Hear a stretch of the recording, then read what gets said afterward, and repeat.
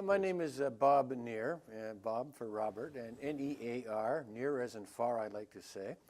And I'm here with John Woo, who's asked me to come along and give some assistance in this interview project, a wonderful project that he has undertaken to keep the memories alive of the Korean veterans. And we're here in our first setup of interviews in the Bells Corners Legion. This is a suburb of Ottawa, not very far from the downtown, but it's a bit of a urban suburban area. And we're going to have a number of the veterans coming in that we will be speaking with. That's great. Could you explain how we become involved together? Well, yeah, I was just thinking about that. It took place back in November, early December of 2015, and I sat beside John Woo at an event where they were presenting the Order of Military Merit, the Korean order. There's a Korean name to it. It's hard for me to pronounce. And to my good friend Ed Mastronardi, who was a Canadian-Korean War veteran. And I accompanied my friend Ed Mastronardi, who is now 90 years old, and we'll be interviewing him later, to this affair at the Bells Corners Legion. And I happened to sit beside John Woo, I think, as one of my dining partners, and we started chatting about the Korean War and our veterans and so on. And he mentioned this project that is underway, the Digital Memory Project, and asked if I could perhaps organize some Canadian veterans to be part of this project. And I said, oh, well, I'll see what I could do. And now here we are. That's great, isn't it? I'm from Syracuse, New York, central New York, which is very close to Ottawa. And I never been to to conduct a series of interviews of Korean War veterans of Canada. So it's great honor. And I think it's very important to preserve their memories and to let our young children know about it. Well, it absolutely is. And also, when one thinks of the Korean War, we know it took place in Korea. One very much thinks what was very much an American Army effort. Although it was United Nations blessed campaign or war, the main contribution of troops, of course, was the United States. But many people probably are not aware that dozens of countries contributed troops to the Korean War under the UN flag, including Canada, which sent a brigade of soldiers of over 5,000 men, rotated through on 3 different rotations. So all told, almost 25,000 Canadian soldiers served in the Korean War. And there's not that many of them left, so I think it's very important and useful to record their stories for posterity. So people know it was more than just the United States and the South Koreans, but it was other nations as well, including the Canadians. Yeah, as you mentioned, the Ed received the highest Medal of Honor that the Korean government can award. That's right. Last December. Right here, in the LCL Legion Post Office, and you recommend me to read Mark the Haggard Face. That's right. Please talk about it, please. Mark the Haggard Face is a Korean War novel. By that I mean it's set in the Korean War, and it was written by my good friend Ed Mastronardi, who won the Military Cross in Korea, and who also received this Order of Military Merit of the Korean government. So Ed himself is quite a prolific writer in his older age, and this story tells, it's a novel, but it's based on all the true incidents in Ed's life and in life in a Canadian infantry battalion, getting ready to go to Korea, its training in Canada, what happens when it goes first down to the United States to complete its training, some of the love interests of the various personalities in the battalion and some of the people they met, and then proceeding over to Korea to fight in the war. And the book tells the various dramatic events and things that took place is through Ed's own eyes as he writes this, but as a novel form. Wow. I read it because you recommended it, and I loved it. Oh. Well, it's going to be a great Canadian War movie, and also Canadian-Korean co-production, hopefully. Yeah, we talked about it last night over the dinner that your wife provided and prepared and was gorgeous. And I think we need to make one movie out of it at least, right? Well, I think so. I think it has all the ingredients that would make for a tremendously good war movie with the war aspects in it, with romance, with human relationships, with great bits of color and personality in some of the characters. So I think it would be a wonderful book to write. And as I was saying, I think the chap we need behind to grubstake or to bankroll such a thing and to show a bit of pride in it would be James Cameron, who I would suggest who is known for writing the Titanic, because we know that in the United States, Steven Spielberg has been a great war movie producer with Saving Private Ryan. I'm thinking a bit of professional competition between James Cameron and Spielberg, and Cameron saying, I could do a movie just like Private Ryan, but with this other Canadian connection to it, and perhaps it would do very well. Absolutely. I wish that we can have him here, right? Yeah, and here. it's also an American connection, too, because the love interest, of course, is the woman in the story that Ed, the young platoon commander, falls in love with. This is Paul Anderson, who maybe read as Ed himself in some of these sort of hidden vignettes of Ed's life that he's And only been, Martine. yeah, and he's only been able to put out really in a novel form because to protect the innocent, I guess. I was wondering who we can pick up for that role. Well, and that's right. Martine and Paul Well, Anderson. that would be good to think about. Yeah, I'm sure there are many actors that would love to get involved in a film Yeah. like this. But Mock the Haggard Face is an absolutely wonderful story. And Ed had it published. He actually had it self-published, but it's available on Amazon. .com, or you can order it through the internet and as a Kindle book, and also Barnes and Nobles as well, and also in the UK. So well done to Ed, who is a 90-year-old author and making such a wonderful novel. Thank you for your recommendation. You yourself is a war historian, and you are retired from Canadian Army, That's RCR, right? The Royal Canadian Regiment, that's Yes. correct. So would you please give us a big picture of Canadian Army and how RCR become involved in the Korean War? So give us some big picture of Canadian Army and who were in the Korean War. All right, the Canadian Regular Army is very small. It always has been small. When it's gone into war in the First World War and the Second World War, it did so with a mobilization of the nation in arms, so to speak. But whenever there was not a world war, the Canadian military was very small, very shrunken. And so in 1950, there were only sort of 3 regiments of infantry in the Canadian Army, and one of these was the Royal Canadian Regiment, of which I am part of. So when the Korean War broke out, but the government actually didn't send its regular army over. It was very small. After World War II, they demobilized. There was probably not more than 15,000 in the army. But the RCR had, they raised what they call a special service force, a 2nd battalion of each regiment. So my regiment, the Royal Canadian Regiment, the Royal Van Dusen, which is the French Canadian Regiment, and the Princess Patricia's Canadian Light Infantry, the 3rd Infantry Regiment, they all raised special 2nd battalions. And it was these 2nd battalions of the regiment that first went over to Korea to fight, because the government didn't want to give its complete army over to the Korean War. It needed to keep them back home in Canada. So they raised that 2nd battalion, and Ed and a lot of these veterans went over, who were, most of themselves were veterans of the Second World War or came out of the Canadian militia. Later, when they realized this war was going to be more than 6 months long, they then sent the regular battalions over. They rotated through, and eventually a 3rd battalion. So by 1953, we had 3 battalions of each regiment that had gone over there. So these 3 regiments, in fact, are the heart of the Canadian Army today. They exist as regular force units, and they are each of 3 battalions right now in the year 2016. So the veterans of these regiments are still highly honored, and we meet with them on a regular basis, and we come and we do social events and so on. And again, one of these is this Korean Veterans Association that we have here in Ottawa, that is where they come together, the old Korean War veterans, but they're very much connected to the regular Canadian Army today through their service, because once you're a member of a regiment, you never leave it. You're in it for life. So tell me about yourself. Well, first of all, what is your birthday? I was born on 10th of June, 1950. 10th of June, 1950. That's right, almost at the time the Korean War started. So Yeah, right. that's right. And my father was a veteran of the Second World War, and we're strong old Canadian background myself. The name Near, N-E-A-R, originally German, that became United Empire Loyalists in the late 1700s when they came to Canada.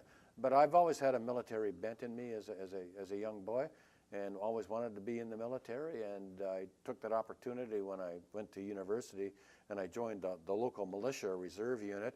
And once I finished university, 4 years of studies, I went into the regular Canadian Army and was taken into the Royal Canadian Regiment. So I spent a whole career of 38 years in the Royal Canadian Regiment. 38 years in RCR. Of service, yeah. Wow.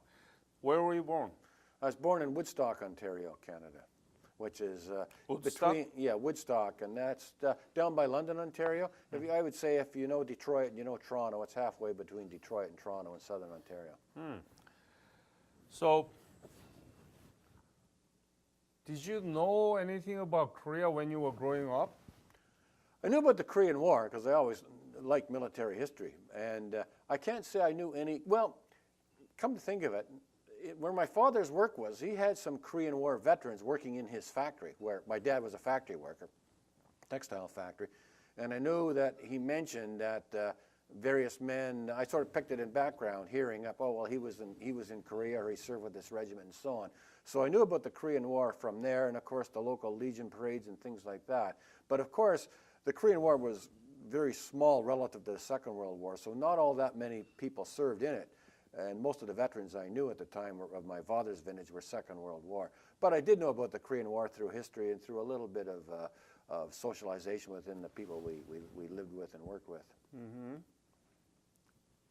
And how it's been received in the Canadian people about the Korea and the Korean War, that as you know? Well, you know, it's called the Forgotten War, and I don't know if it's called that just in Canada or elsewhere, but and also part of it was considered to be a police action for political reasons. It was downplayed as a war, despite the fact that Canada had 516 killed in Korea and 3 or 4 times that many that were wounded. But the Korean War itself, you'll see it engraved on the war memorials and the monuments, but it was overshadowed by the Second World War and the Cold War that followed beyond it. So it doesn't really get a lot of play, mainly because there were not that many people relative to the population that served in Korea, compared to the Second World War, where virtually every grown man of military age served. Korea was an all-volunteer thing, so it was a little different. So do you know of any Korea and Canada bilateral relations and history? Anything that you know? Only in the last 2 or 3 years since I've been involved with our RCR veterans and who are very well treated by the Koreans, by the way. I know that the Korean government has invited our veterans to various affairs, your social functions and things like this. I've been to your embassy once. I received an invitation, I think this was last year. Because I am president of our regimental association, I've got to know the Korean military attaché here, Colonel Choi.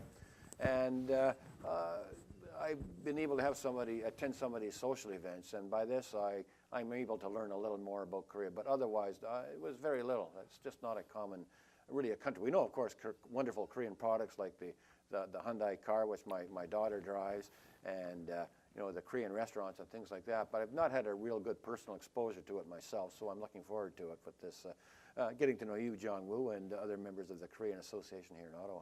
So what was your specialty in LCL?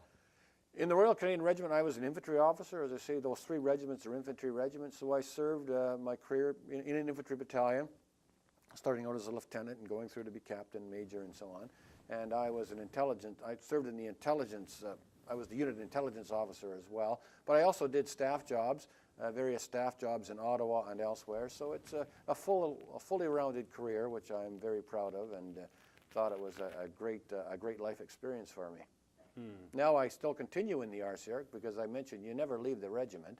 You just transfer from sort of the active component to the retired component, and I'm the president of the RCR Association here in Ottawa, and work very closely with our career veterans that we have, and some of these are actually World War II veterans as well, but at the same time give connectivity to the serving members of our regiment. What's interesting as well, the Korean War is perpetuated within the Royal Canadian Regiment by, we have the Hill 187 competition, and that was 3rd Battalion fought the big Battle of Hill 187 I think in early 1953, where they suffered, more than a dozen, maybe 15 casualties.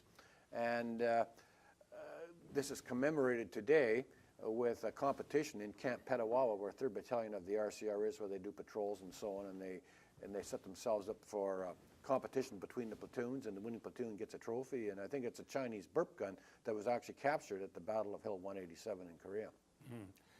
In addition to your specialty of infantry,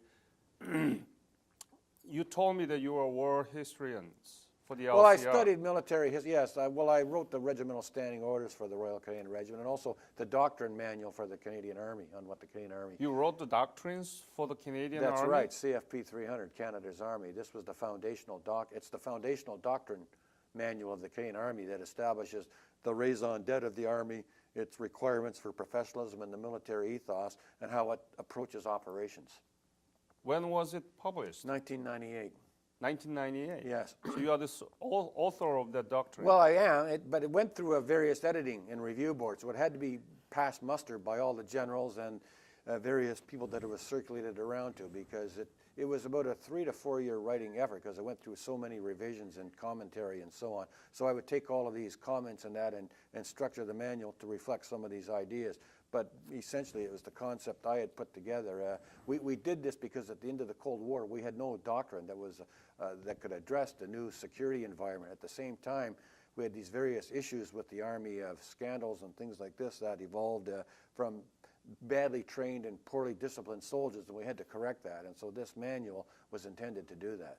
What are the main epitomes, main points of the doctrines that you... It's the military ethos of the Canadian Army, centered on duty, integrity, discipline, and honor. And these 4 precepts of the military ethos are expressed and explained in some detail, as is the whole concept of military professionalism.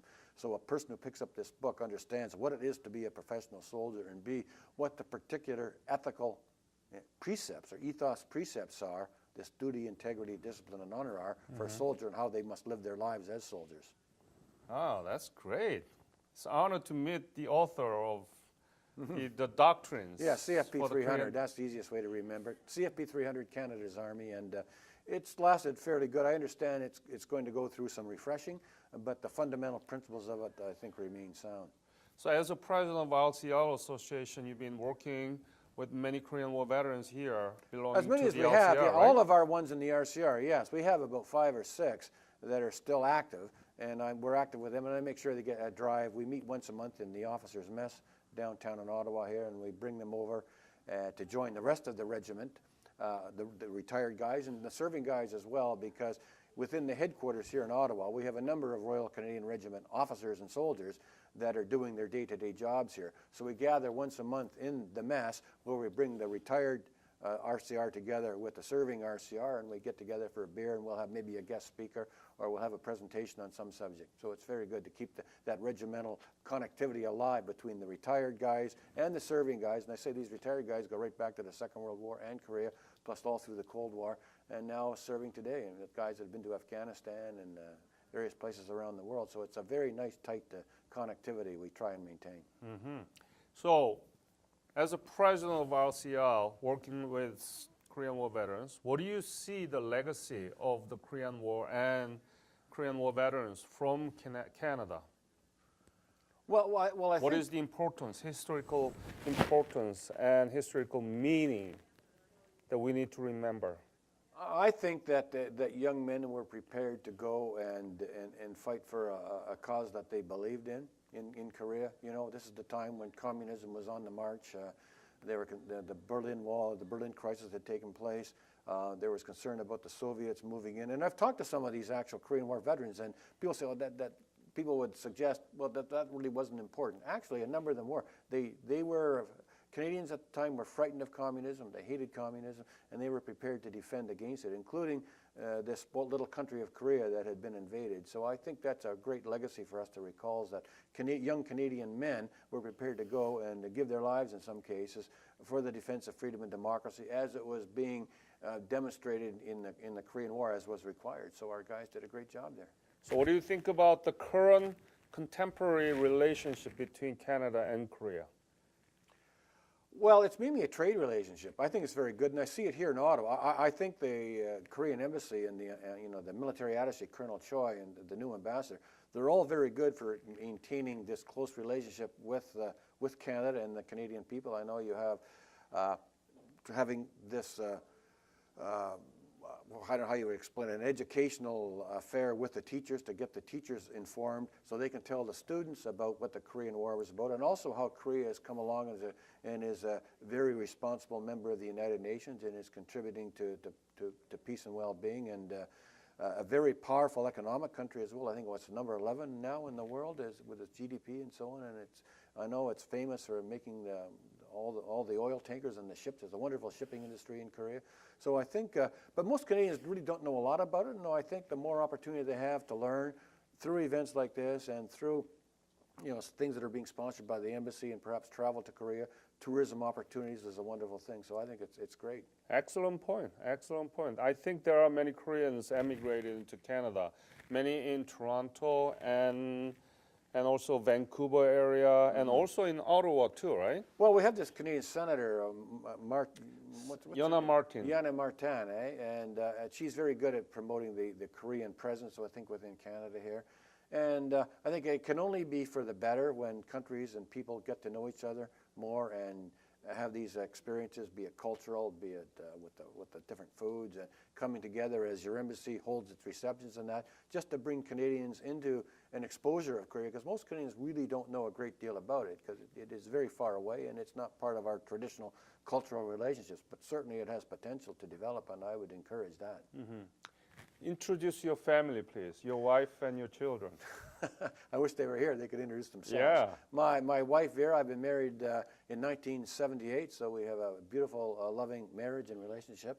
Produced 3 fine children. I have a boy now, 31, who is into the Canadian Army Reserves, and hopefully he will perhaps go into the regular Army at some point. I have a daughter, Alexis, who is a nurse practitioner, just finishing that training up in her master's from Queen's University, and I have a younger son, Michael, who is just turned 25, and he's working down in Toronto in the security business. Must be a proud father, huh? I'm very proud. I have a wonderful family. It's done very good. You know, I have to sincerely thank you for everything that you put onto this project, and it's my honor and great pleasure to be associated with the president of RCR, and who really cares about the Korean War veterans from Canada, your own country. And I hope that this relationship will expand so that we can include more stories, never been heard and never been told, the stories of the heroes of the Canadian Korean War veterans. And I want to thank you again, okay? You're most welcome. It's been an honor and a pleasure for me as well. And I want everybody knows that it's been sponsored by the Ministry of Patriots and Veterans Affairs of the Republic of Korea.